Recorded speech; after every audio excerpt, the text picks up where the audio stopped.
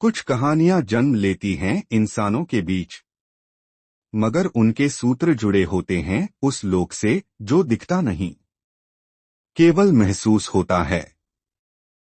यह कहानी है हरीश बंजारे की, एक ऐसा बालक जो मृत्यु के द्वार से लौटकर आया, मगर अकेला नहीं लौटा। साथ लेकर आया एक छाया, एक रहस्य, एक शक्ति, जो आने वाले वर्षों में न केवल उसकी बल्कि औरों की किस्मत भी बदलने वाली थी।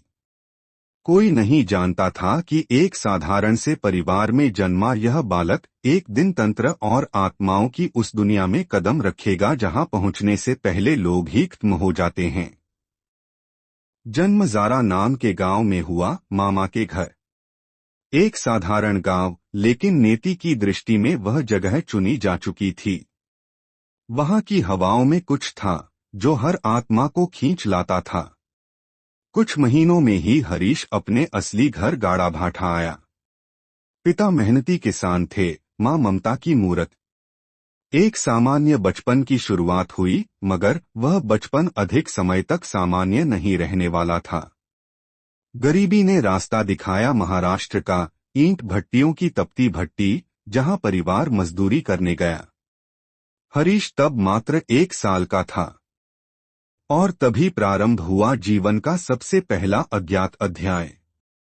महाराष्ट्र की गर्मी, धूल और भट्ठे की चिंगारियां, इन सब के बीच अचानक हरीश की तबीयत बिगड़ गई। बुखार ऐसा कि मानो आत्मा ही शरीर छोड़ देगी। बचाने के लिए दौड़ाया गया रायपुर, एक तरफ डॉक्टर, दूसरी तरफ परिवार की दुआएं।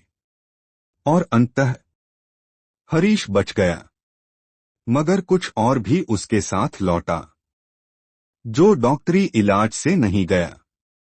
उसके लौटते ही कुछ अजीब होने लगा। उसकी आंखें बदल चुकी थीं। चुपचाप छत की ओर देखना, अचानक मुस्कुरा देना, दीवारों से बातें करना, और कभी-कभी ऐसे बातें कह देना जो अगले दिन सच हो जाती। ये कोई सामान्य बच्चा नहीं था। ये अब किसी और लोक से जुड़ चुका था। गांव में डर फैलने लगा। लोग दूरी बनाने लगे। घरवाले समझ नहीं पा रहे थे, क्या हरीश बीमार है या कुछ और। माँ रोती थी, पिता मौन रहते थे। अंततः उसे फिर ज़ारा लाया गया, जहां जन्म हुआ था। वहां एक के बाद एक 50 तांत्रिक बुलाए गए। किसी ने हवन किया, किसी ने झाड़ फूंक, किसी ने यंत्र रखे। मगर हर बार एक चीज होती, तांत्रिक डरकर पीछे हट जाता। क्योंकि आत्मा अब सिर्फ अंदर नहीं थी, वो सक्रिय थी। हंसती थी, विरोध करती थी, और चुनौती देती थी। जैसे उसे पता था, अभी उसका समय है। वो रात चंद्रविहीन थी। सन्नाटा ऐसा कि पत्ते भी खौफ से कांप रहे थे। माँ बच्चे को गोद में लिए बैठी थी, आंखों में आंसू और होठों पर प्रार्थना। तभी दरवाजा खुद ब खुद खुला। एक बूढ़ा अंदर आया। बाल सफेद, आंखें लाल, मगर चाल में कुछ विचित्र दया थी। उसने माँ को देखा और कहा, बेटी, मैं वही हूँ जिसने इसे पकड़ा था। तेरे आंसुओं ने मेरी तपस्या तोड़ दी। आज इसकी मृत्यु निश्चित थी, मगर अब नहीं। मैं इसे छोड़ता हूँ। फिर उसने आगे कहा, अब इसे कोई आत्मा, कोई तंत्र, कोई काला जादू नहीं छू सकेगा। ये सबसे बड़ा तांत्रिक बनेगा, मेरा उत्तराधिकारी। वो बूढ़ा कौन था, कोई नहीं जानता। पर उसके जाने के बाद हरीश बदल चुका था। आत्मा चली गई थी, लेकिन शक्ति उसके भीतर रह गई थी। वक्त बीता। हरीश अब पढ़ाई में अव्वल था। हर कक्षा में प्रथम आता।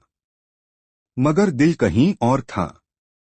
जब दूसरे बच्चे खेलते, वो जंगलों की ओर निकल जाता। कभी अकेले, कभी जैसे किसी के साथ। जैसे उसे किसी ने पुकारा हो, किसी अनदेखे गुरु ने।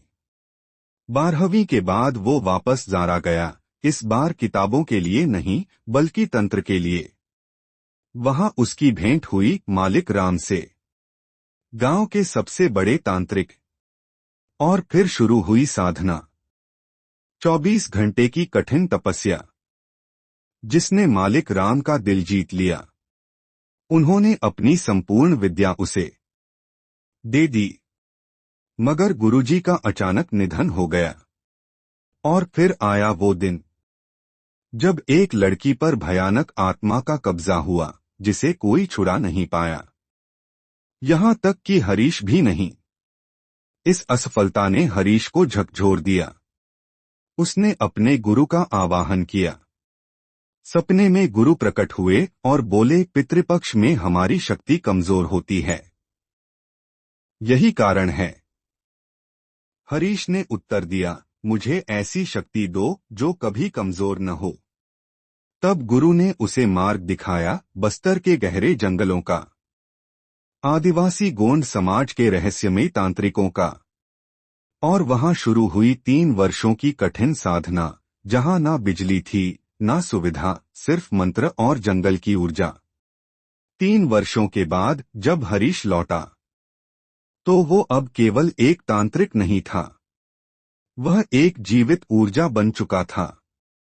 अब कोई भी आत्मा उसकी आंखों में देखने की हिम्मत नहीं करता।